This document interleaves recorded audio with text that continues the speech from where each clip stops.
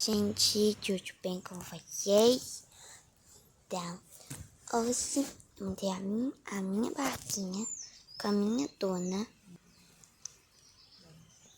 a Isabela. E daí, hoje eu vou mostrar pra vocês como é que ficou ela, tá bom? Então me siga. Aqui temos a lona, a porta e o coberto.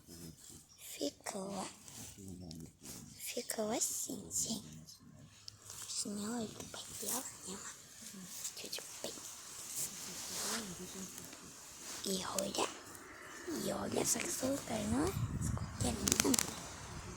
Tem que ver já faz 8 horas, né? Eu tô não tá passando fome. Mas olhem só a vista. Olhem só que vista mais linda.